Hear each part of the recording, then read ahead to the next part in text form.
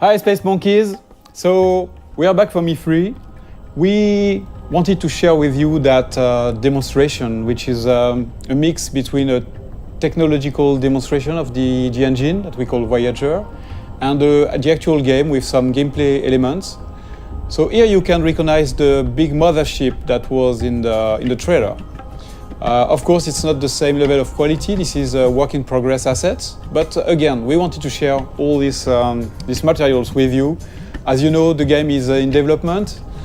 We still have a lot of things to do, but it's cool to share with you where we are on that spaceship part. So here, the mothership is like a home, a house for the player. That one is about 400 meters long, and you can have your crew inside, of course your main character, but also your spaceships.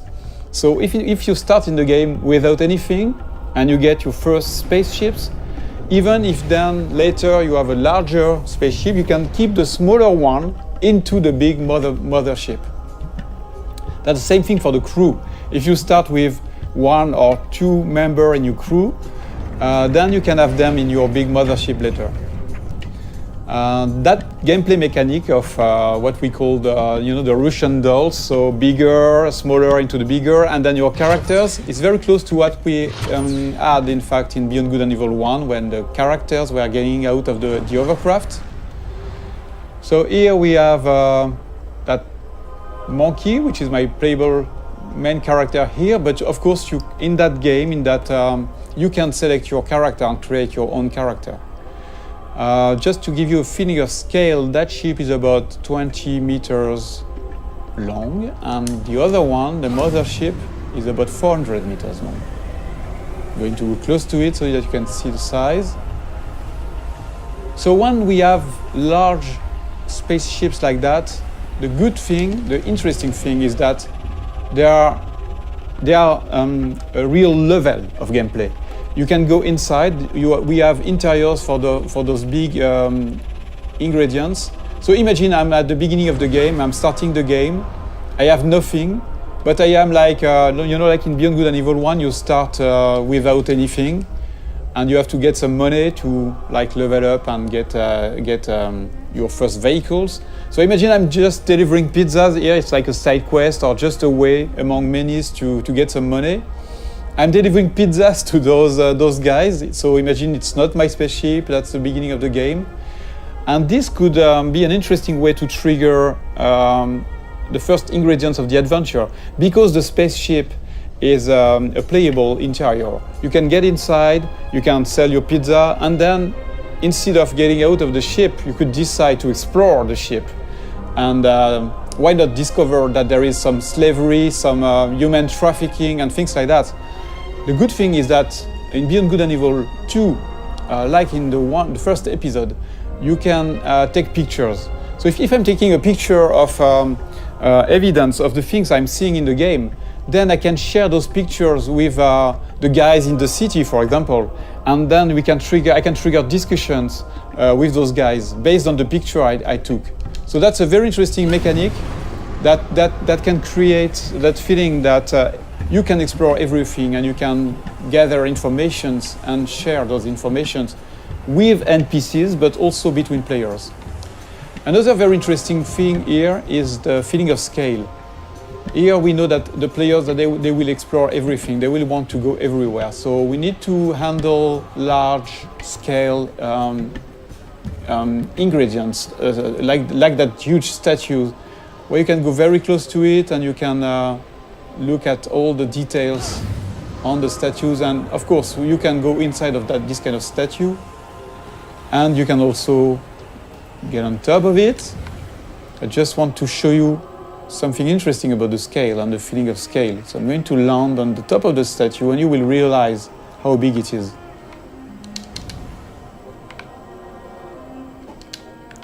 So here we have a wonderful vista. I want to show you, so I'm going to go more in the developer edition mode, where I can move the camera very easily, and you can really notice and understand the feeling of scale when you look at that little monkey on top of the big statue. This is just a part of the head of the statue, and you're already very small. And it's very interesting to understand the scale of things. Here you see that the statue is really, really big. The statue is about 700 meters high. And the very interesting thing, again, is that, in fact, that statue, which is big, is just into a big city that is very small, in fact, compared to the continent here, the size of that big island, and which is a small part of a big planet. So you realize that you are just a little dot on that big planet, which is, in fact, just a small planet around a bigger one, which is a small dot in the big universe. So when we started that technology, we thought that we needed to handle that feeling of scale and in a realistic way. Before going into details, we wanted to make sure that the engine was capable of handling this kind of thing. When you look at this sunset, it's not exactly a sunset made by artists. It's really the combinations of physical ingredients, you know, the light that is changing depending on the atmosphere. So you can see here the different colors. And the fact that, of course, the planet is rotating around in space, around the big planet. So here I'm doing a kind of time lapse. I'm modifying the time so that you can understand better how it works. You see that everything is turning like in a real solar system. So yes, I'm increasing the speed. You see the night here with the cities. So another important thing is that you can, at any time, you can go everywhere. So if I'm going into another city, there is no loadings and things like that. Everything is seamless because it handles that big universe in a consistent way. There is no sheet or things like that. You can really appreciate the point of view wherever you are. It will be the same mechanics. So that was one of the big features we wanted to make sure that we had before showing the game to the public, to everybody, so that we wanted to make sure that the technology was working and this big ambitious game was feasible. I'm going back to my spaceship. I want just to show you some gameplay ingredients. I'm going to change a little bit the time so that we have a bit more sun. Yeah. So that spaceship is very, very nice. It's very close to the Beluga we had in Beyond Good and Evil 1. It can handle very large speed, but it's also very easy to do loopings and trigger very fast movements. So it's a dogfighter. I can increase the speed. So this is a classic plane speed we have on Earth. We are about 1,000 kilometers per hour. But you can increase that speed dramatically, like this, for example, and you will see it. So the speed is increasing now. You see that it's about 5,000 kilometers per hour. Let's go back in the city so that we can really understand the speed. And I can increase the speed again. Whoa. Use some tricks, movements. And then we are going to do a looping, for example. So you can combine anything, any movements, and the very nice thing too is that you can even increase the speed to 20,000 kilometers per hour, which is a lot. I'm going to try, to drift like that. So at any time you have the drifting mode, you have all these very interesting movements. But of course, the biggest things you want to do in this kind of situation is to go in space. So let's trigger higher speed. And you see this little effect around the spaceship is because of the friction of the atmosphere. If I don't increase my speed, there is no reason to have more friction. But if I'm increasing the speed, you will see that the effect is stronger. And same thing if I'm going very, very fast. So depending on the quantity of atmosphere, you can have a stronger effect. Until you start burning. But you see, with those very high speed, you can really travel very, very far and very fast. Just changing the time of the simulation so that we can appreciate the wonderful view in space.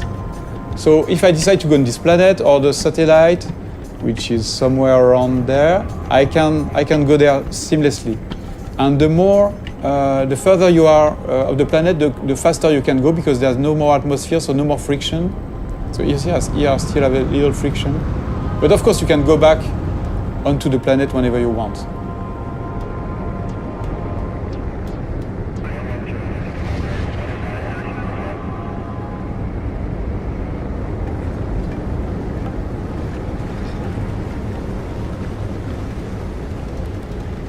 A very interesting thing too is that there's a lot of biomes on the planet, like this desert, or you have frozen lands on the planet, different cities. So we don't want empty planets. We want planets with landmarks, with places to explore. There are mountains where you have some monks living there. So they are not empty, repetitive planets. The planets we aim to work on, to make our planets with life. And the planet itself is living somehow. For example, that planet has different, I would say, big biomes.